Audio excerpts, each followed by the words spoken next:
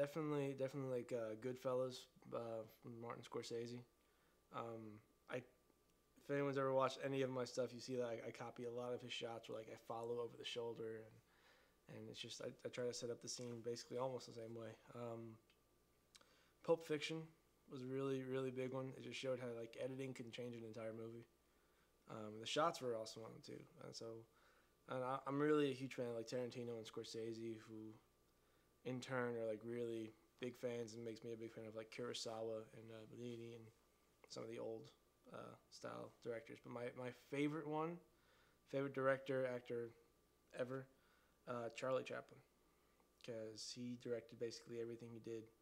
He did like 20 movies before he was 30, and it was like ridiculous, and it was pretty funny, you know.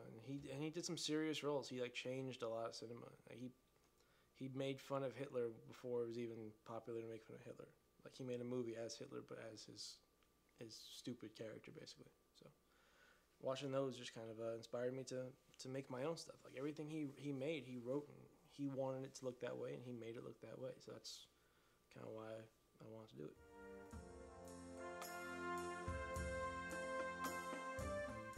Everything, yeah. Everything I can do, and I mean, as long as it tells a good story, I don't mind what it is. It could be a comedy, it could be a horror movie, action movie, dramas. I mean, there's. You just want to film. I just want to film. I just want to make movies. I want to do what I love, you know, for the rest of my life. So it's not about the money for you?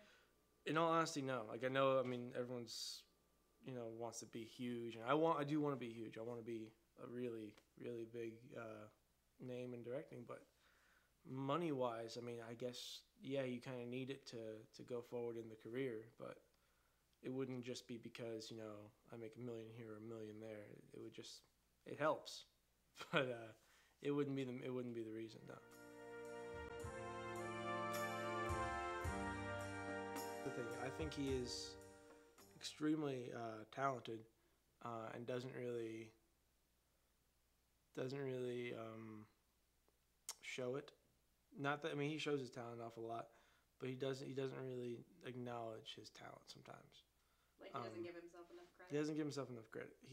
He's a great writer. I mean, you know, he has some great ideas, and he, I mean, in all honesty, without him, I probably would have not done so well in 101 or 102. Because of the fact that like the stuff even in this class, the stuff he writes is just funny. But like me and him, I mean, we get the ideas from the same place, but he can put a pen to paper and create, you know. I can just I can take what someone's already created in their mind and try to reproduce it as best I can. So he really doesn't give himself enough credit that way. But other than that, I mean, you know, he's a cool guy. He's great to hang out with. Yeah, I figure if he keeps writing, I mean, obviously because I don't want to do serious stuff too, so he won't be always, you know, doing his comedy on it. But whenever he wants to, and it's, you know, if he needs a assistant director or something like that, then I'm right there.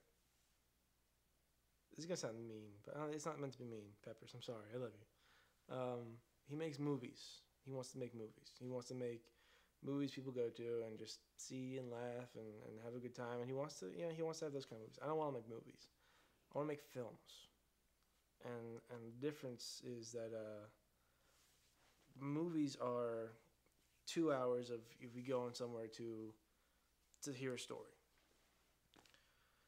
Films are you going somewhere and being opened up to a new way of thinking, a new place for 2 hours, and then leaving that dark room or that wherever your living room, wherever you're watching it, and leaving there with an entirely new thought of something, a new train of thought, or a new view on something that'll stay with you. I want to make one of those where it's gonna be a part of that person after they watch it. And that's the difference between movies and film. I hate that bastard.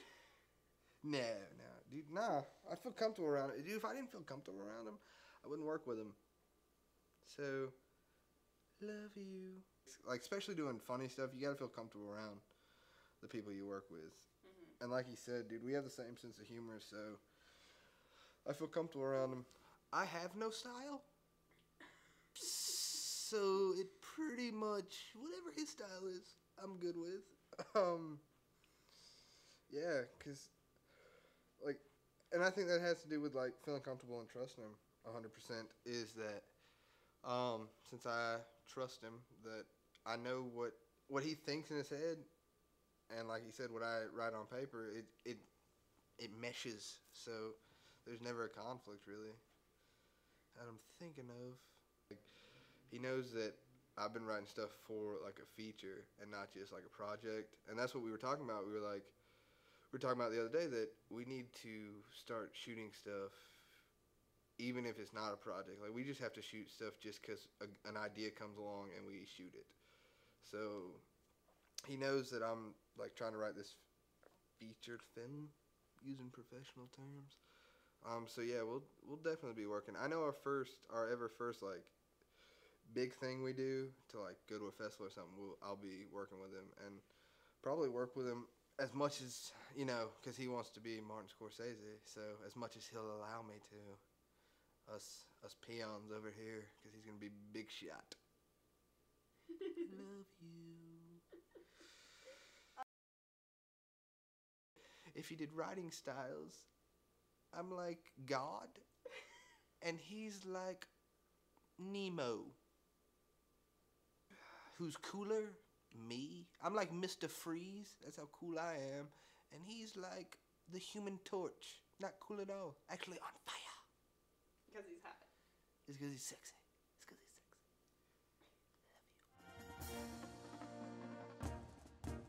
sexy. You know what? You know what? To all you people watching, fuck you. Okay? Alright? Fuck you. Someday we'll find it. The rainbow connection.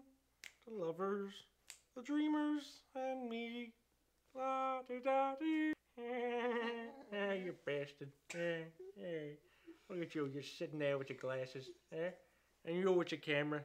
You're so cute. Look at you.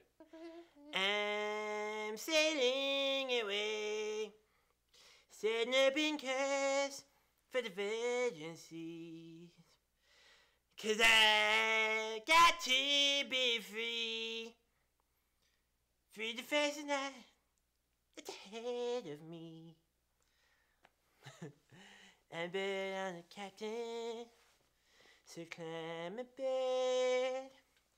We'll search for tomorrow on every shore that we find. And all I try to carry on. Alright? Yeah, you're Come sail away, come sail away, come and sail away with me. You guys, come sail away, come sail away, come and sail away with me. Hello.